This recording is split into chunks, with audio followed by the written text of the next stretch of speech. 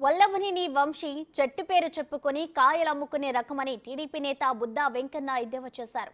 వంశీని పోలీసులు అరెస్ట్ చేయడం అవాస్తవమన్నారు.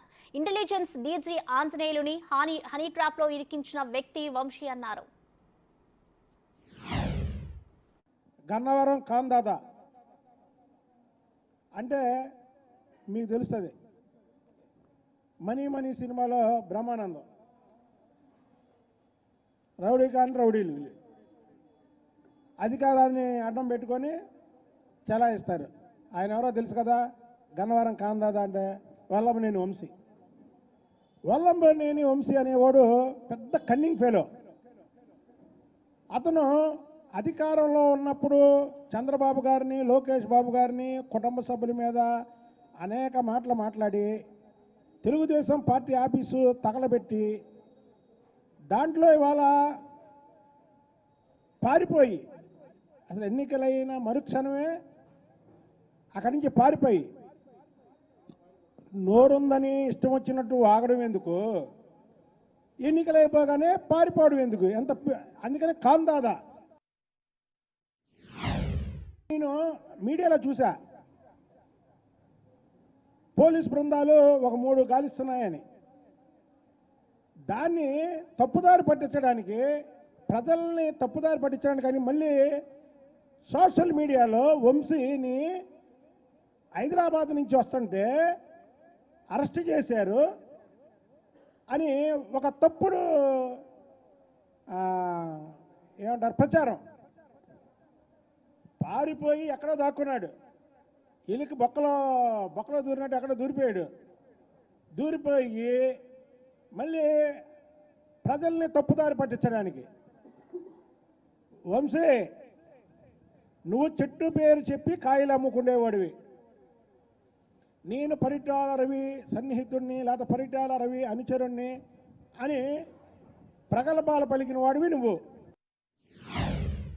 ఆ పరిటాల రవి గారి మీద గౌరవంతో నీకు కొంతమంది సరే సహచరులుగానో లేకపోతే మిత్రులుగానో ఉన్నారు. నువ్వు ఆఖరికి పరిటాల రవి గారి ఆస్తులు కూడా దోచావు.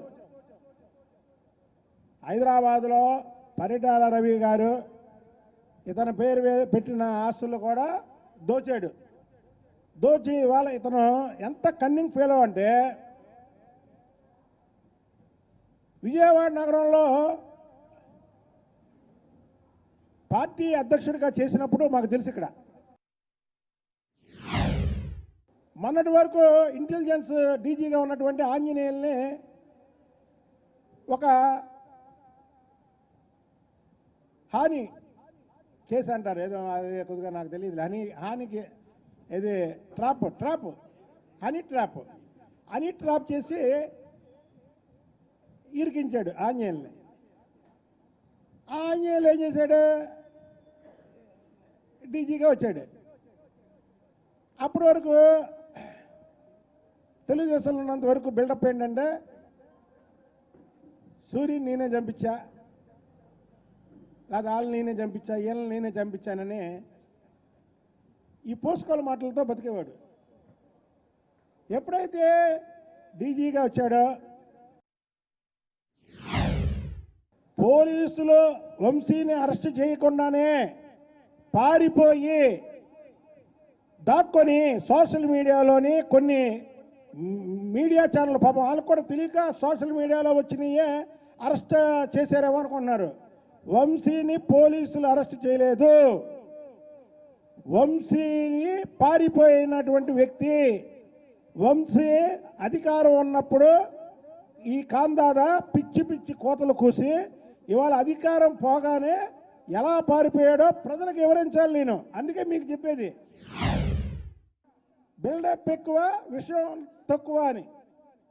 వంశీ అనేవాడికి బిల్డప్ ఎక్కువ. 4-5 కార్లు ఏ సినిమాలో లాగా విషయం లేదు అక్కడ, ఉత్తి పిరికి. కాబట్టి ఈ వంశీ, నేను పరిటాల సునీత గారికి కూడా ఒక చిన్న ఇది చెప్తున్నా.